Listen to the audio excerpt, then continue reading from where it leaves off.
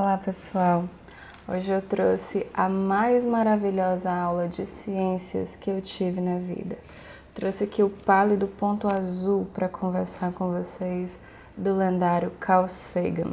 Gente, que livro fantástico! Eu não tenho como descrever para vocês brevemente o que isso tudo significou para mim. Para quem gosta de ciências, química, física, biologia, é um deleite conversar com o Carl Sagan sobre tudo isso. O Pálido Ponto Azul vai tratar aqui, como o título já diz, uma visão do futuro da humanidade no espaço. Ele acreditava fortemente que se a humanidade não se destruir, o nosso destino para a sobrevivência como espécie humana seria, num futuro remoto, sair do planeta Terra. Seja para colonizar outros planetas, asteroides, enfim. E aqui ele vai começar com uma breve história pessoal. Ele vai falar de seus avós, de como vieram para a América, e é inacreditável.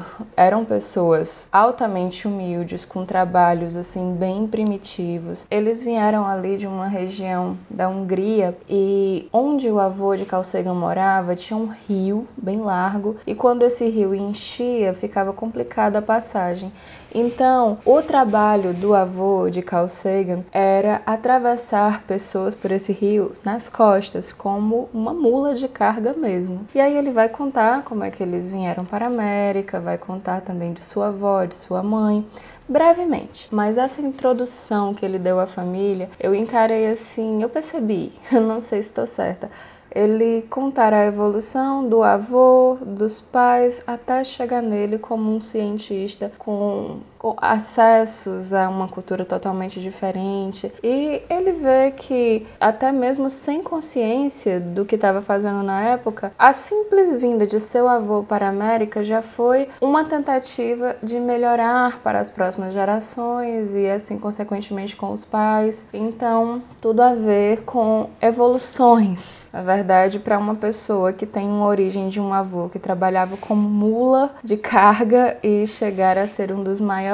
cientistas que o mundo já teve notícia, podemos dizer que as coisas mudaram bastante.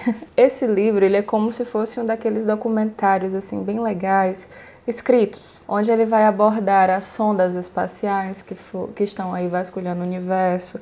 A Voyager é a mais famosa, mas também nós vamos ter a sonda Galileu, e dessa sonda Galileu teve um experimento interessantíssimo, porque ele vai contar qual seria a visão de um alienígena ao se aproximar da Terra, de um cientista alienígena avançado que esteja procurando vida pelo universo afora.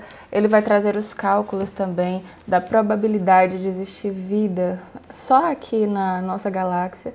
Eu não vou nem sair daqui. Então, um cientista alienígena está chegando nas proximidades aqui do nosso sistema planetário, aqui do nosso Sol. E ele vai descrever o que esse cientista vê. Então, o que esse cientista alienígena vai ver é basicamente um mundo envolto de nuvens, mas do ponto em que ele está, ele não consegue discernir nada. Ele não consegue ver as grandes cidades, ele não consegue ver as luzes.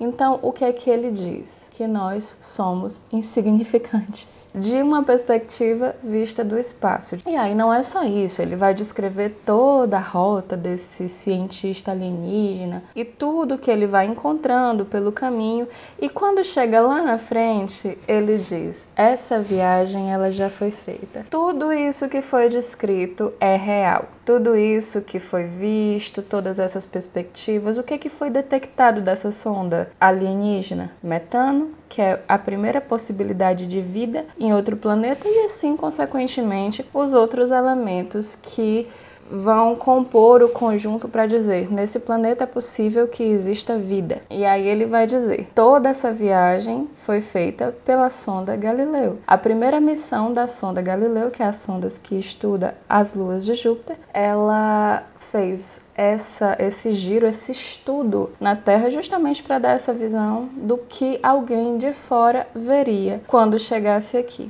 A dificuldade de sermos localizados pela insignificância de nosso tamanho frente à imensidão do universo é algo bem significativo. E aí ele continua, o cientista alienígena não vai desistir. E aí ele aproxima mais o seu campo de visão com os seus telescópios e aí ele vê rastros de destruição no planeta. Ele não consegue ver os seres humanos ainda, mas ele vê CFCs na atmosfera, excessos de gases do efeito estufa que não provém exatamente do planeta. E aí, nesse momento que eu achei sensacional esse questionamento, o cientista alienígena se pergunta: será que realmente existe vida inteligente nesse planeta?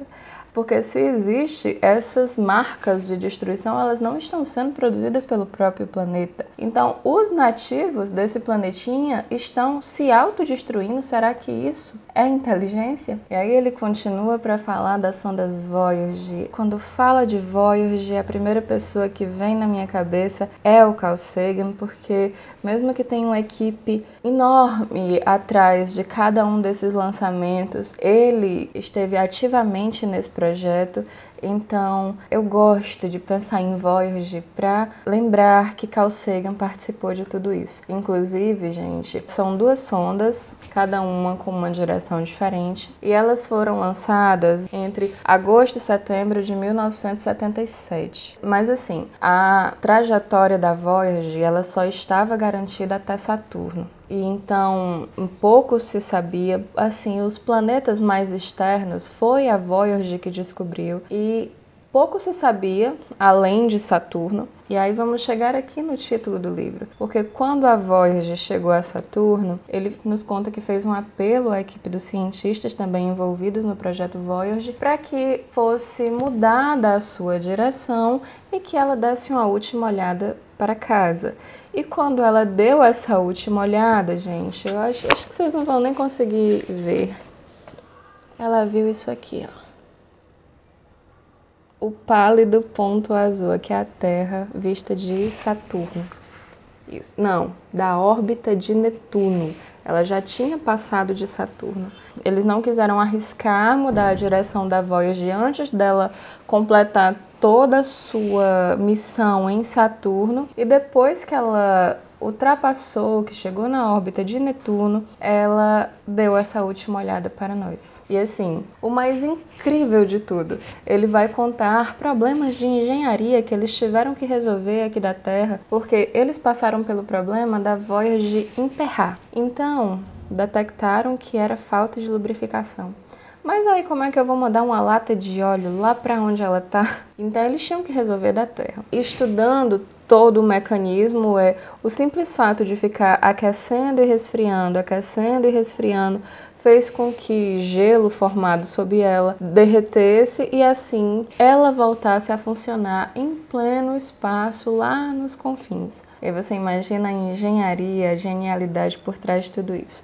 Tem questões políticas aqui também, muita gente acha que é uma perda de dinheiro gastar os recursos dos impostos que são coletados, principalmente nos Estados Unidos, que é a sede da NASA, mas ele não se detém só na NASA. Também tem a Agência Espacial Europeia, tem a russa, tem a chinesa, tem a indiana.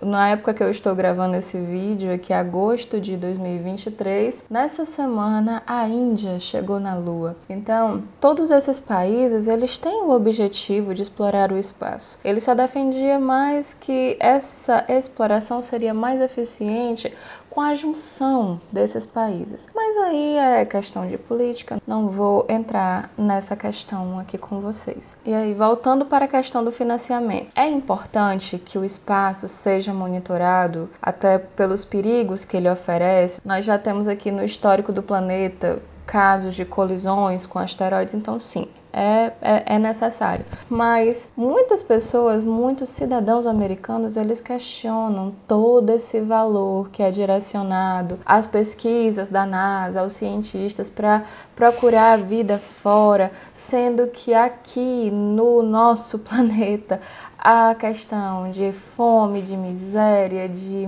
os problemas que deixam a humanidade reduzida ao que ela é, uma partícula de poeira. Não seria mais interessante interessante resolver esses problemas primeiro. Então, há questões e questões. Mas, assim, ele também compara que o orçamento dos impostos da nação que são direcionados à NASA é uma porcentagem muito pequena comparada ao que é direcionado para as Forças Armadas. E, assim, não vamos esquecer de um detalhe importantíssimo. Esse livro, ele é de 1996. Então, fazendo as contas aqui, ele já tem quase 30 anos. É isso que também às vezes me deixa um pouco angustiada, porque imagina o que ele escreveria se ele fosse vivo nos dias de hoje. As previsões que ele faz lá aqui nessa época, de 30 anos atrás, é impressionante como hoje a gente vê se cumprindo. Assim, que são previsões baseadas em números, em estatísticas, não é nada de... não é nenhuma revelação que ele tenha recebido para dizer,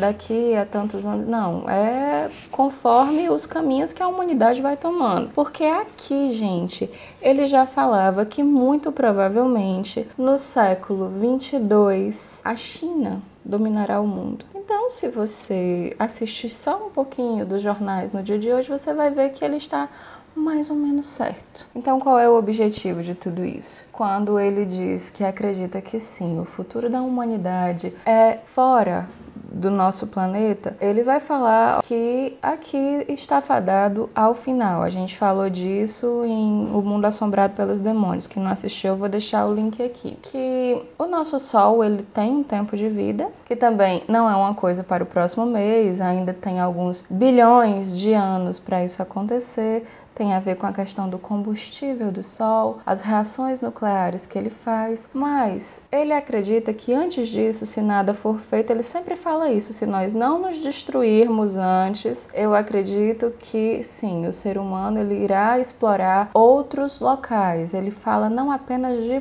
planetas, porque tem toda a questão, gente, da terraformação. Por exemplo, Marte é inabitável. Para tornar Marte habitável, teriam que ser gerados mecanicamente gases do efeito estufa para que o planeta pudesse firmar a atmosfera. Vênus nem se fala. Vênus é um inferno de um efeito estufa descontrolado. Até um alerta para a Terra, aqui, para nós que somos moradores da Terra, para o que pode acontecer se nada for feito em relação ao aquecimento global. Vênus é o nosso modelo primordial de um efeito estufa descontrolado. E também quando fala de Vênus, ele não deixa nada solto, porque ele vai explicar tudo o que foi feito em Vênus, todos os projetos que foram mandados a Vênus, a composição da atmosfera pela espectroscopia. E aí não para. Ele, para Marte, ele faz a mesma coisa, fala da dificuldade da terraformação em Marte. E aí ele vai para as luas de Júpiter, vai para as luas de Saturno. Como é que sabem o que é que tem nessas luas, se ela tem possibilidade de abrigar vida? E aí eles fazem tudo isso por espectroscopia. A sonda, ela vasculha com sinais de rádio, e aí quando esse sinal retorna a ela pela refração do espectro da luz, ela vê quais são os elementos que tem ali. Foi encontrado metano em diversas luas, em diversos planetas. É o principal indicativo de que o planeta está vivo. Mas a gente não se detém apenas no metano. Para existir vida precisa de muito mais do que isso. E aí, luas de Saturno que mantêm oceanos congelados, Titã, por exemplo. E assim, quando o Sol acabar o seu combustível num futuro bem distante, que ele vai aumentar o seu tamanho, provavelmente Titã, essa lua de Saturno, ela será derretida. Há um oceano congelado em Titã e ela tem um grande potencial, segundo a ciência, para desenvolver vida. E aí, o que é que poderia ser feito aqui da Terra para encontrar um plano B? Uma alternativa aqui para a humanidade para o caso de precisarmos sair daqui um dia. Foi desenvolvido um programa chamado SET, que era buscar frequências de rádio no espaço. Até daí, gente, vem o mapeamento do espaço. Quem aqui conhece o Stellarium sabe que é um mapeamento completo, você consegue localizar qualquer coisa. Então, tudo isso foi necessário para que fosse feito esse mapeamento. Existem frequências localizadas lá de Alfa Centauro, que é, aliás, Próxima Centauro. Agora eu não sei se é Alfa Centauro ou se é Próxima Centauro. Que foi localizado um sinal que era muito compatível com um sinal extraterrestre, mas depois o sinal foi perdido e depois disso eles continuaram continuaram buscando todo dia na mesma direção, sendo que tinha que levar em conta a rotação da Terra, a posição da Terra, todas essas coisas. Até porque observatórios que estão no hemisfério norte não têm acesso às estrelas do hemisfério sul. Aqui do hemisfério sul a gente não consegue ver a estrela polar. E lá do hemisfério norte eles não conseguem ver o Cruzeiro do Sul, por exemplo. Então, tudo isso é relativo. Tem também o questionamento se realmente existir civilização, se ela já estaria avançada o suficiente para não usar mais a tecnologia de rádio, seria outra coisa que nós ainda não descobrimos, ou se ela seria primitiva demais para ainda não ter descoberto a tecnologia do rádio, das ondas de rádio. Então, é algo assim que você tem que continuar buscando sem pressa, porque, só para vocês terem noção, de 1977, que foi o ano de lançamento da Voyager, até hoje, a Voyager ainda não chegou na nuvem de Oort, que é a última barreira de atração gravitacional do nosso Sol. Só para vocês terem... acho que não tem nem como ter ideia do tamanho só aqui do que engloba o nosso Sol. E sem contar que nós estamos em um dos braços da Via Láctea, e ainda temos uma galáxia inteira ao redor. Depois nós temos o espaço entre estrelas, que seriam onde é uma espécie de zona neutra, não sei, tô me lembrando aqui dos livros de Júlio Verne, mas é uma coisa de distâncias inimagináveis. A Voyager, ela viaja na velocidade aproximada de uma bala, e mesmo assim ela ainda não chegou na nuvem de Oort. E essa nuvem, como são vários fragmentos de planetas mortos que não se formaram, cometas e tudo, não há garantia que ela sobreviva, ou que outra civilização a encontre, ou que, como ele sonhava, talvez nós, seres humanos, um dia a encontremos e possamos colocá-la em uma posição de destaque num museu de história da astronomia. E assim, gente, para fechar o resumão aqui desse livro, uma das coisas que ele acreditava, que nós podemos habitar asteroides, que muitos deles têm 1 quilômetro de diâmetro, então isso não seria muita coisa. Poderíamos nos valer da sua matéria orgânica, gerar energia, até descobrirmos uma forma de ficar no espaço sem precisar daquela proteção toda. Assim, seria também uma espécie de terraformação em qualquer um desses locais. Não sei como ficaria a questão da radiação, porque nesses locais que não tem atmosfera, a radiação ela é violenta. Então aqui, nosso planeta, ele é um berçário. Ele nos protege, ele repele essa radiação danosa e uma porcentagem pouca dela consegue penetrar de fato no planeta. E assim, mesmo que tudo isso aconteça, mesmo que nós consigamos sair, mesmo que tenhamos um plano B, ele também é realista o suficiente para dizer, mas nada disso garante segurança. Você não sabe de onde virá uma força destrutiva. Então, nada disso é garantia de sobrevivência. É um golpe de sorte. Porque, assim, do quanto um ser humano consegue viajar, o mais longe que ele chegue, por exemplo, digamos que na época que o nosso Sol chegue a acabar seu combustível, exploda lançando rajadas infinitas de energia, não importa a distância que o ser humano já tenha chegado, provavelmente ele será atingido. Então não temos garantia. Então eu vou ler aqui para vocês, nas palavras dele, mais ou menos isso que eu estou tentando dizer a vocês, ó. Mesmo quando os nossos descendentes estiverem estabelecidos em asteroides próximos à Terra, em Marte, em luas do sistema solar exterior e no cinturão dos cometas de Kuiper, que é bem mais depois de todos os planetas conhecidos, eles não estarão seguros. A longo prazo, o Sol pode gerar explosões estupendas de raio-x e raios ultravioletas. O sistema solar estará numa das imensas nuvens interestelares à espreita e os planetas vão escurecer e esfriar. A chuva mortífera de cometas sairá branindo da nuvem de Oort, a nuvem que eu falei, a última das camadas que são presas pela gravidade do nosso Sol, e ameaçará civilizações em muitos mundos adjacentes. Reconhecemos que uma estrela próxima está prestes a se tornar supernova, num prazo realmente longo, o Sol. Quando a gente diz que está prestes, Se falando de estrelas, a gente tem que ter em mente que a gente está falando de um próximo na casa de bilhões de anos. A caminho de se tornar uma estrela vermelha gigante. Ficará maior e com mais brilho. A Terra começará a perder ar e água para o espaço e o solo se carbonizará. Os oceanos evaporarão e ferverão. As rochas se pulverizarão e o planeta poderá até desaparecer no interior do Sol. Isso é o que ele nos fala em relação a aqui na Terra ter um fim. Um dia isso vai acontecer. E se a humanidade quiser continuar existindo como espécie, ela terá que sair daqui. Como ela irá reagir frente a todas essas questões que tem aí pelo espaço afora, é uma coisa que ele acredita que entre o século 22 e 23 essa tecnologia será bem mais avançada. Mas pelo que nós já evoluímos até hoje, eu acredito que precisará de um pouco mais de tempo. Não sei. Eu não sou especialista em nada dessas coisas, sou apenas uma amadora, amante da literatura, que o que sabe é o que encontra em livros. Nunca fiz pesquisas, nunca me aprofundei em nenhuma dessas questões. Desde que eu conheci a obra de Carl Sagan e me apaixonei por todas as suas ideias, por tudo que ele acreditava, o que eu sei é basicamente o que ele nos conta nos seus maravilhosos livros. Então, gente, esse foi